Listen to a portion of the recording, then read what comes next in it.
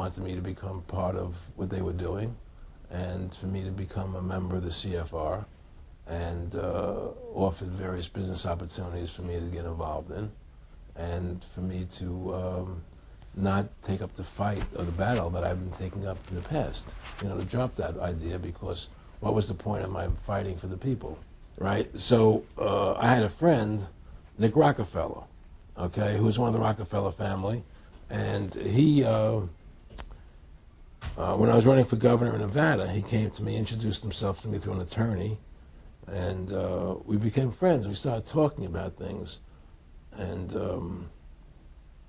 I learned an awful lot from Mr. Rockefeller.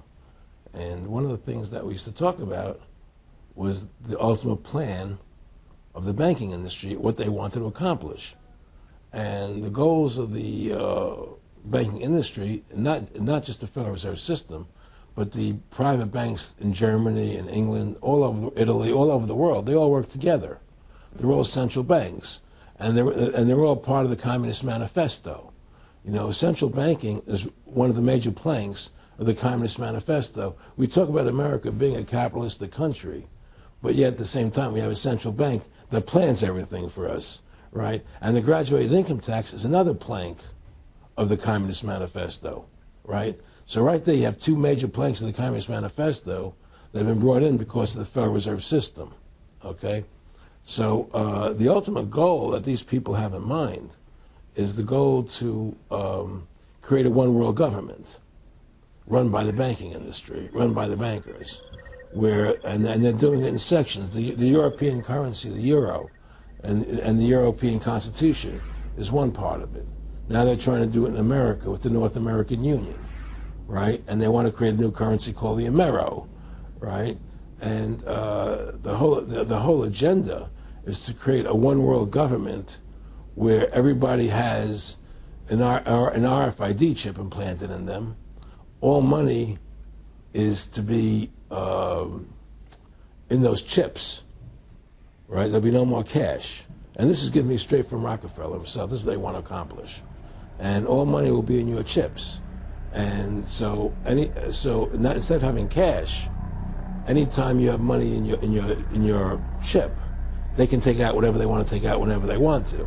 If they say you owe us this much money in taxes, they just deduct it out of your chip digitally. Total control. Total control. And if you're like me or you, and you're protesting what they're doing, they can just turn off your chip. And you have nothing. You can't buy food.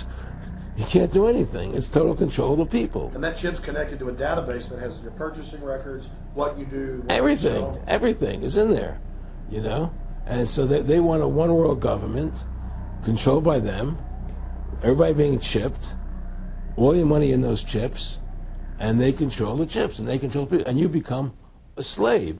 I met Rockefeller through a female attorney I knew who called me up one day and said, one of the Rockefellers would like to meet you. I had made a video called Mad as Hell, and he'd seen the video and wanted to meet me and knew I was running for governor of Nevada. So sure, I'd love to meet him. And I met him, and I liked him, and he was a very, very smart man. And we used to talk and share ideas and thoughts. And he's the one who told me 11 months before 9/11 ever happened that there was going to be an event. Never told him what the event was going to be. But there was going to be an event. And out of that event, we were going to invade Afghanistan to run pipelines from the Caspian Sea.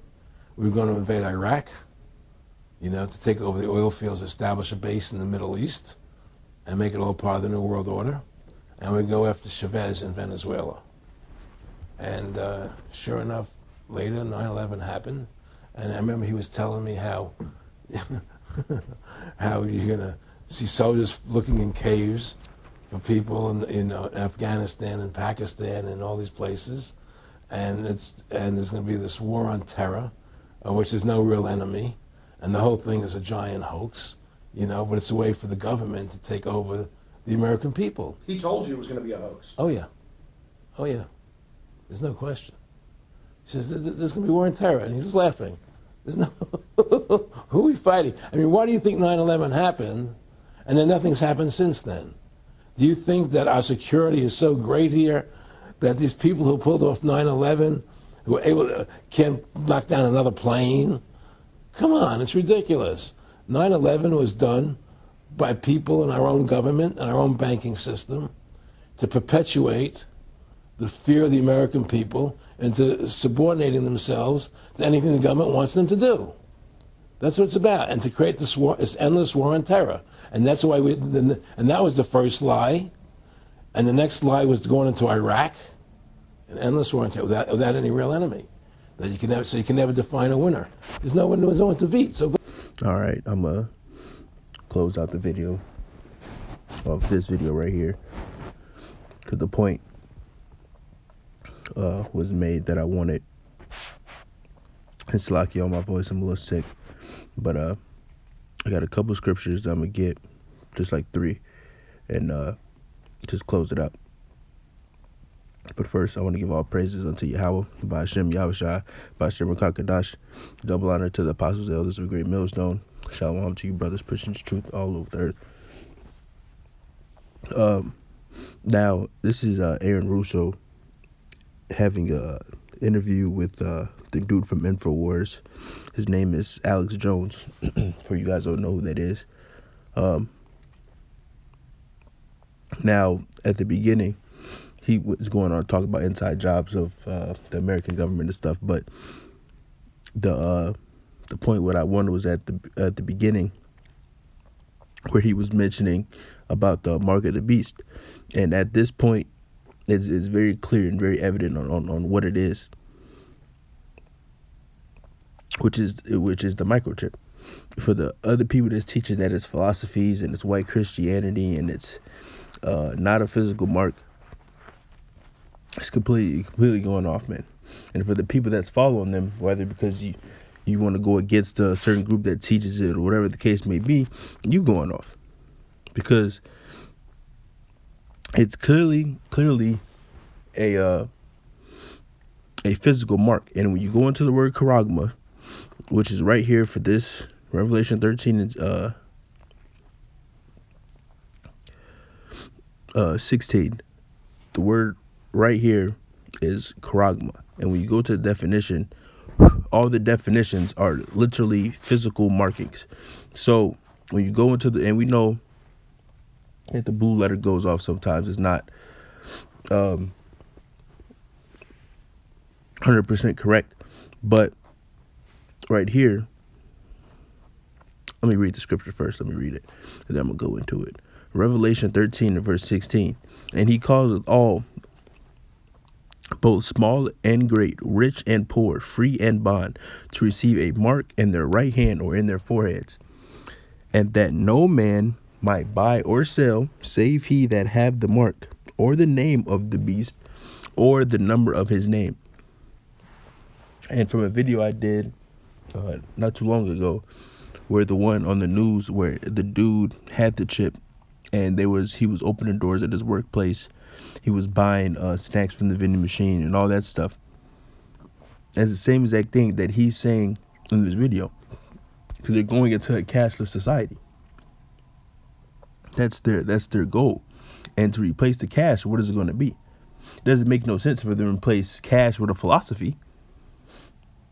That doesn't make any sense. They're going to replace cash with something that you're still going to be able to buy food, purchase items, sell things, and that's going to be the chip that's coming next. And if you don't have that chip, you're not going to be able to function. You're not going to be able to probably start a car, or you're not going to be able to buy food.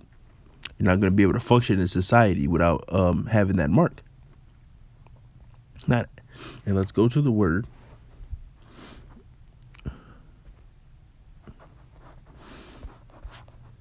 Charagma. Strong's G 5480. Charagma. Charagma.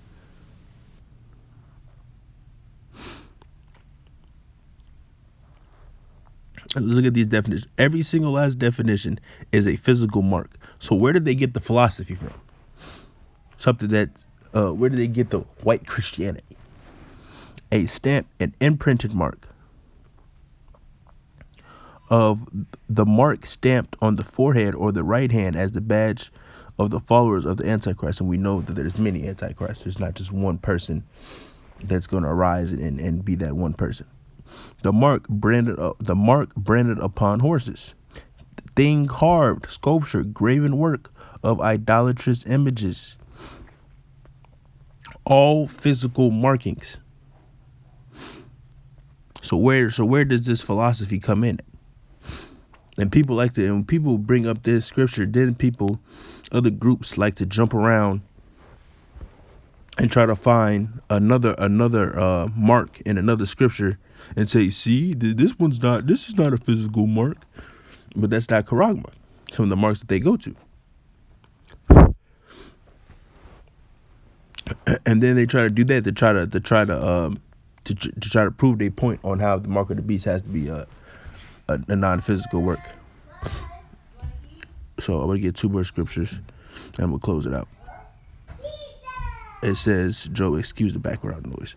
Job 12 verse 16. With him is strength and wisdom. The deceived and deceiver are his. So the people that's deceiving the masses and the people that's following them they're all the Most High's.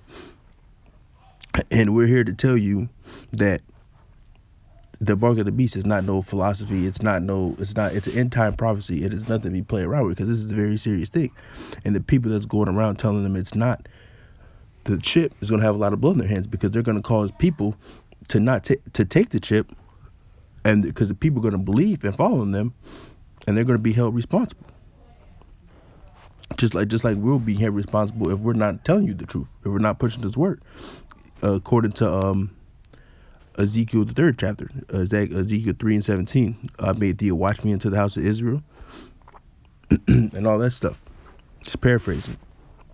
I'm gonna close it out with this, Romans 13:11, and that knowing the time, that now it is high time to wake out of sleep, for now is our salvation nearer than we believe. And it's time to wake out of that sleep, Israel. It's time to get out of that.